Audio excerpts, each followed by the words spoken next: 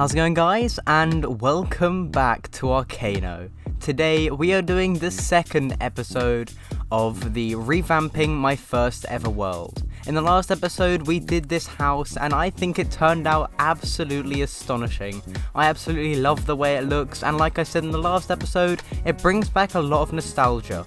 What we're doing in this episode is we are going to be revamping the giant kind of tower of apartments for the NPCs. I was considering kind of making it in a style where each NPC has their own unique room. I think it's going to turn out really good and I cannot wait to get into building. I've already set up the little area in the sky to crack on with getting it started, but as you can see, yeah, I did move this down to the ground and I think I've made a nice little area, a kind of false foundation without the actual layer over the top because it's on stilts.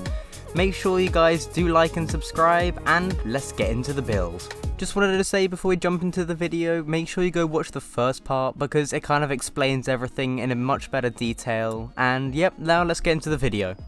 So this is what we have to work with today. We've got this little stilt thing. Oh wait, look, there's a red cloud. In each episode, there's been one of the weird clouds so far. What do you think it's going to be next time, like the Skeletron head or something? But yeah, what we've got to work with here is the weird, like, apartment block kind of thing. Not that much detail on these. All the rooms look pretty much identical. I got rid of all the NPCs by slaughtering them using a Skeletron Prime in day, so it just kills them all instantly, pretty much. That's pretty dark, though, now I think about it. But this is what we have to work with. We're going to crack on and make a sick looking build. Cue the time lapse.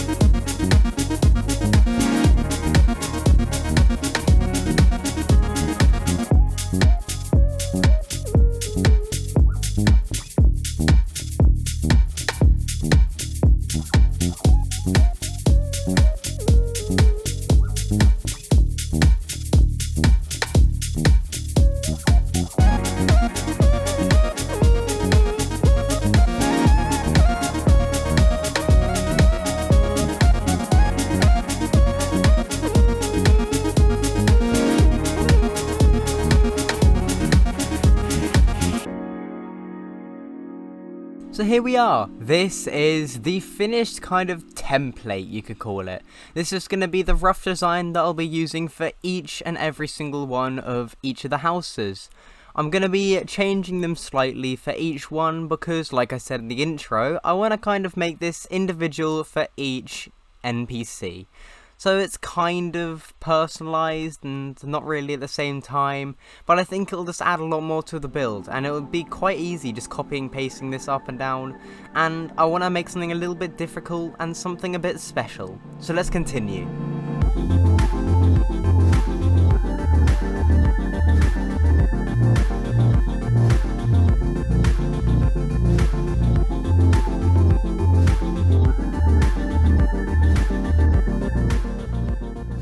So right around here is where I decided to start adding in some of the customizations to the houses. Right here you can see that I did add a piggy bank into the bottom right one so that I could kind of have something for the merchant. I decided to add some more later, but I am also just adding in and finishing up the walls at the moment. Then I'm going to add the nurse on the left and the arms dealer on the right. I'm going to continue doing it for all the NPCs going upwards. It won't be every single NPC, it'll be the only NPCs that I had enough room to fit them in, but I still think it'll work out really well.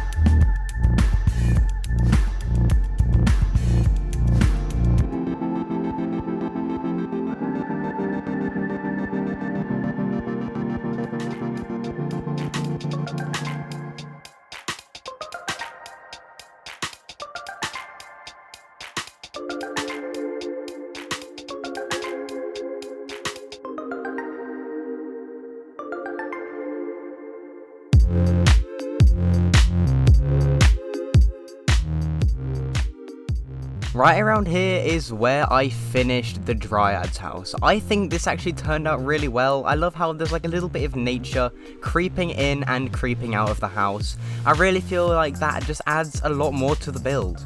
I absolutely love how all of them have turned out, but the Dryad's one is probably my personal favourite.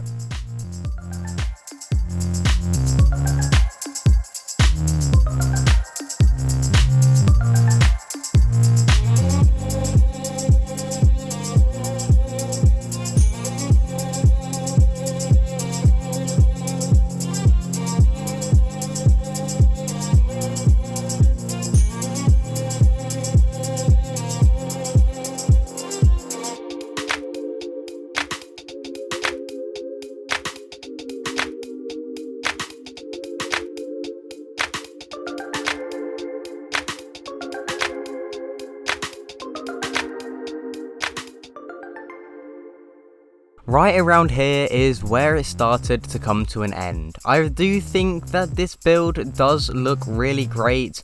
I just wish that I had done a little bit more of, well, a little bit more stuff in terms of the actual NPC's houses. I would have loved to have put some more pets inside the zoologist house, which is the one I just finished, but I didn't really know what to put in, so I put a butterfly and stuff, and I just finished up the painter's house, which I just put a few paintings in. I probably could have done a lot more on all of these, but I just didn't have enough time to. But yeah, I still think they turned out quite well.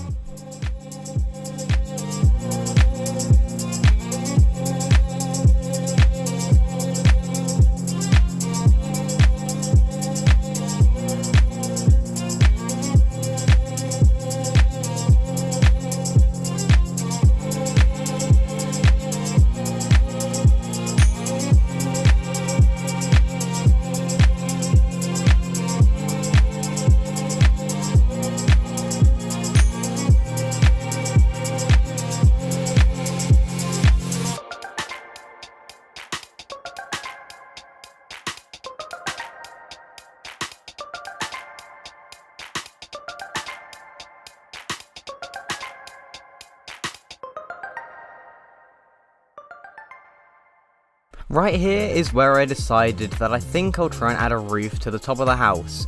I didn't like how just the flat bit on the top looked, and I also wanted to have a cool little place to store a little bit of stuff, so like some money and some resources that you get from shopping with the NPCs. I decided that I was going to do that by putting a little roof at the top, kind of slanted a little bit, with about 6 chests in it, and then a nice little balcony where on top of the mechanic's house there'll be a little firework display. That is pretty much everything that I did do for this build. I could have added a lot more, but I also want to have time to do part 3, so that's why I stopped it around here.